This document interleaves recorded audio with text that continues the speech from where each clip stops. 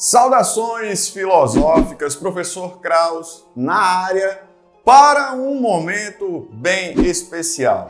De fato, atendendo pedidos, é de verdade isso, atendendo pedidos, nós estamos aqui nesse vídeo lançando o nosso primeiro episódio ou primeira aula de um curso sobre existencialismo. Isso mesmo. Nós estamos começando aqui o nosso curso. É importante frisar que aqui no nosso canal você já encontra um curso sobre o pensamento de Zygmunt Bauman. Vou deixar aqui para você acessar aqui na tela. E nós também iniciamos e vamos retomar um curso sobre estoicismo, mas esse papo aqui é um papo sobre existencialismo. Por sinal, quando nós oferecemos esses cursos de forma bem enxuta, objetiva, direto ao ponto, a gente também disponibiliza aqui na descrição um material também resumido, objetivo, para você ter como norte para conhecer um pouco mais, seja o Bauman, o estoicismo e nesse caso aqui o existencialismo. Então, cada aula tem um arquivo aí em PDF para você acessar, beleza? Então, nós vamos começar entendendo o que é o existencialismo a partir de quê? A partir da própria expressão existencialismo. O existencialismo é uma corrente filosófica que tem ali a sua gênese no século XIX,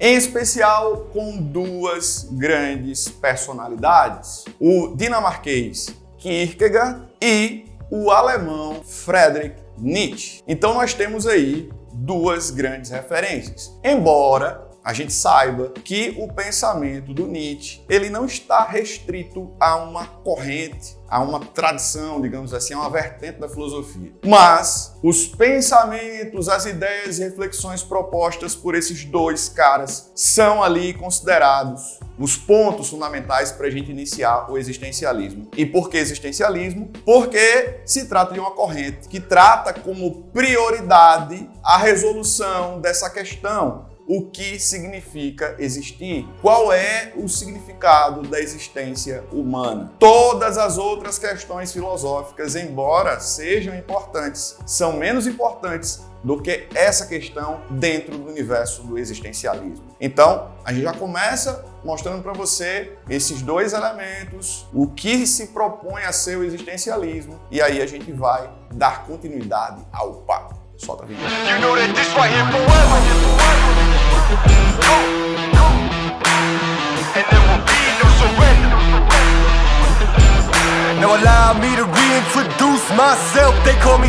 Aproveita esse momento para deixar também o teu like. Se você não é inscrito, também se inscreve, ative as notificações para fortalecer o nosso canal e para que esse conteúdo apareça para mais pessoas. Também deixa o teu comentário aí das tuas impressões, observações, alguma leitura que você fez, que acha legal, um filme, uma música, enfim. A gente vai estabelecer nos comentários um grande fórum de discussões. Mas voltando ao ponto, a gente falou aí sobre esses dois caras e como se trata desse nosso primeiro encontro para falar sobre existencialismo, é fato que você já deve ter ouvido falar sobre outros existencialistas. O próprio filósofo alemão Martin Heidegger é considerado também um pensador de viés existencialista, embora as suas reflexões também rompam com essa questão existencialista, né? Podem ser aplicadas a outras áreas da filosofia e das humanas. A gente também tem o Jean-Paul Sartre, que pode-se dizer que é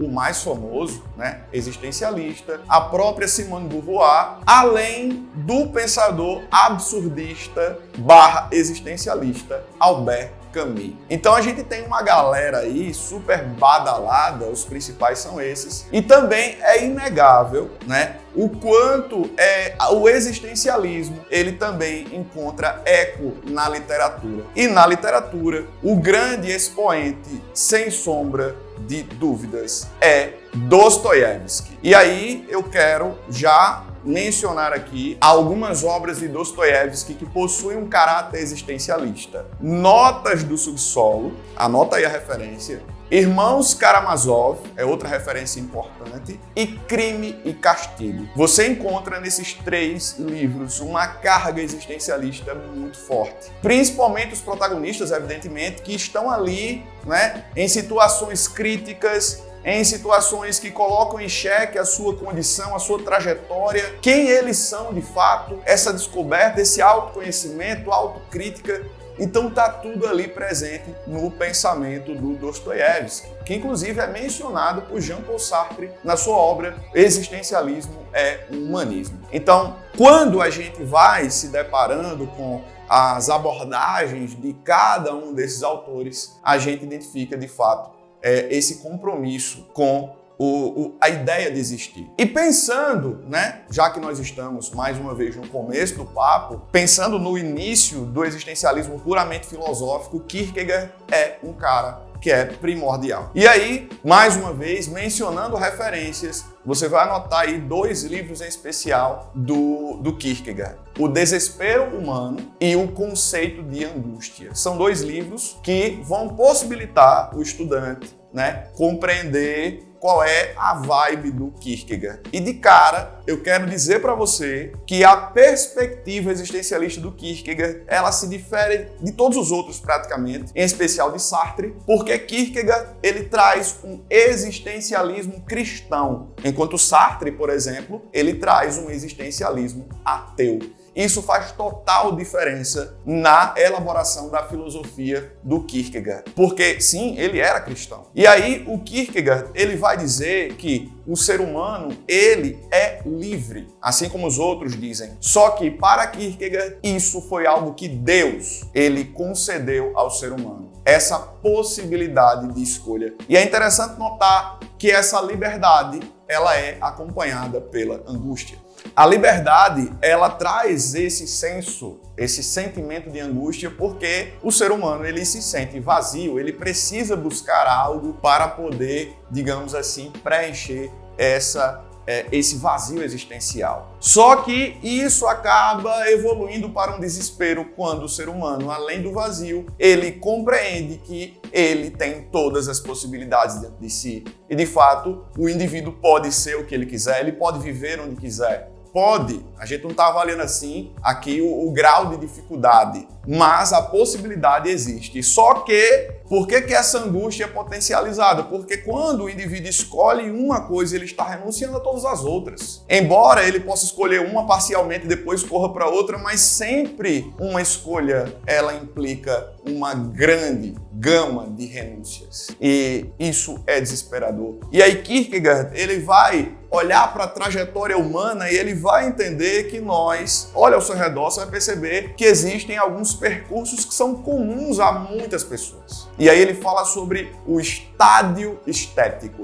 O que seria esse estádio estético? É uma condição que é marcada por esse mix narcisista-hedonista. O indivíduo entende que a resposta para esse vazio é a busca desenfreada pelo prazer. E não é apenas uma fonte de prazer. Nós temos múltiplas fontes de prazer. E aí as pessoas, elas vão buscando uma como prioridade ou exclusiva, ou mais de uma, mas o fato é que nós temos aí uma grande quantidade de pessoas que pautam aí as suas existências pela busca constante e intensa por esse prazer. Só que é como argumenta o Kierkegaard, quanto mais prazer esse indivíduo ele vai colocando para dentro, mais ele percebe que não preenche, e a sensação de que o vazio existencial aumenta. É uma sensação muito dolorosa e ele vai em busca de novas cargas de prazer. Mas existem pessoas que não estão nesse estádio estético, que estão no estádio ético. São pessoas que pautam as suas vidas pelo dever. E que dever é esse? É cumprir a lei? Não apenas isso.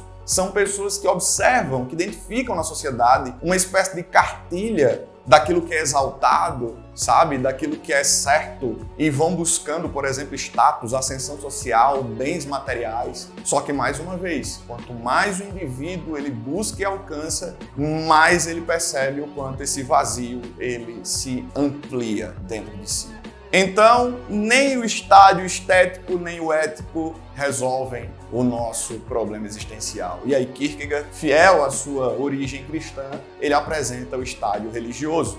É aí que aparece a expressão salto na fé ou salto de fé. De acordo com Kierkegaard, é buscando essa experiência espiritual, essa conexão com Deus cristão, que o indivíduo ele vai conseguir encontrar alento, ele vai conseguir encontrar a resposta efetiva para poder equacionar, né, esse problema da sua existência. Não é nada deste mundo que vai satisfazer a nossa existência. É buscando essa conexão espiritual com o Criador, com o Pai. É isso aí que vai, de fato, trazer essa paz de espírito, digamos assim, que a nossa existência tanto precisa. Então, o Kierkegaard é um pensador fundamental para compreender o existencialismo e ele é, como eu mencionei, diferente. Ele é o diferentão do grupo que vai rejeitar essa ideia de espiritualidade ou de um Deus, seja ele cristão